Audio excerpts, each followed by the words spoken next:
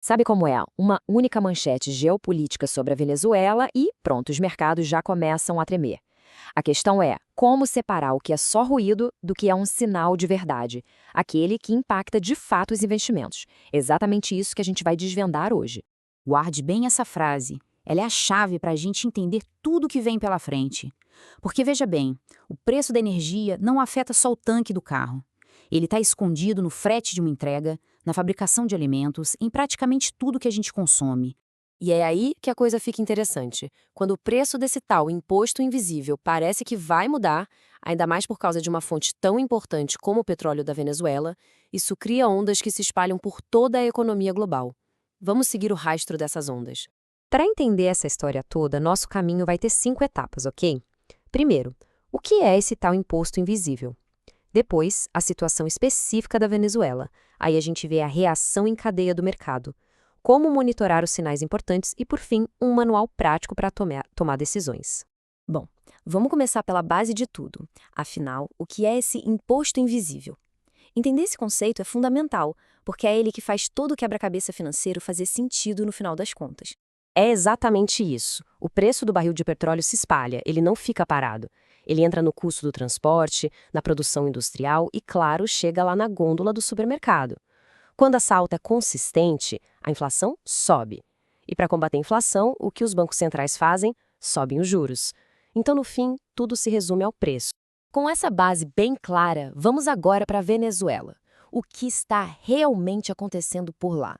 Vamos focar nos fatos, tá? Deixar de lado o barulho das manchetes de todo dia. O que a gente tem aqui é uma tensão muito clara.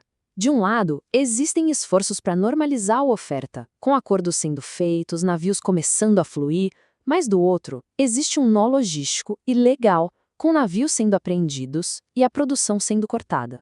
A grande pergunta para o mercado é: esse petróleo vai voltar de forma organizada ou de forma caótica? É essa a resposta que define o preço. E toda essa incerteza na Venezuela acaba acionando um mecanismo chave no mercado, a tal da reação em cadeia. Como é que um evento geopolítico lá longe se transforma num número piscando na tela? Vamos ver isso agora. Pensa nisso como um cabo de guerra. Se a oferta de petróleo aumenta, a pressão nos preços diminui. Isso é bom, alivia a inflação e dá um fôlego para os ativos. Mas, se o risco de uma ruptura aumenta, a corda estica, o mercado cobra um prêmio de risco e a pressão toda sobe. O mercado não precifica a manchete em si, ele precifica a chance de os barris de petróleo não chegarem ao destino. Essa reação em cadeia segue 4 passos bem claros. Primeiro, o preço do petróleo muda. Segundo, a inflação responde a essa mudança. Terceiro, os bancos centrais reagem, ajustando os juros.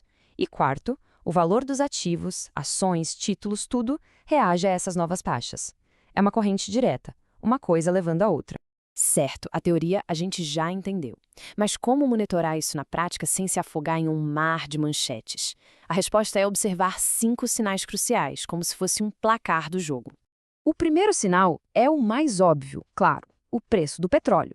Só que o segredo aqui é ignorar o sobe e desce do dia a dia. O que importa de verdade é a tendência ao longo de semanas. O preço está subindo de forma consistente ou caindo?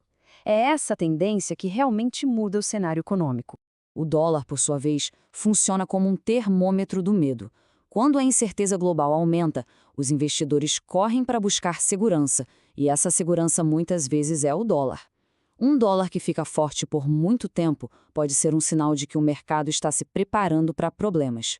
Esse sinal aqui é um pouco mais sutil.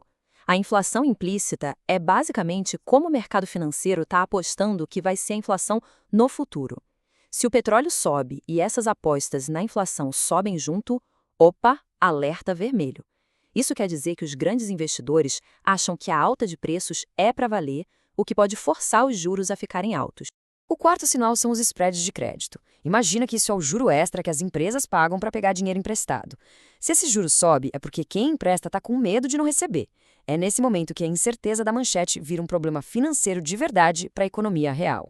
E por último, a volatilidade, o famoso índice do medo, o VIX. Quando ele dispara, significa que o mercado está nervoso, com medo. Para quem investe, é um sinal claro. Hora de manter a calma, seguir o plano e evitar de vez qualquer decisão baseada na emoção do momento. Para fechar, vamos juntar todas essas peças em um manual prático. O objetivo aqui não é tentar prever o futuro, ninguém faz isso. A ideia é usar essas informações para tomar decisões mais disciplinadas, mais inteligentes.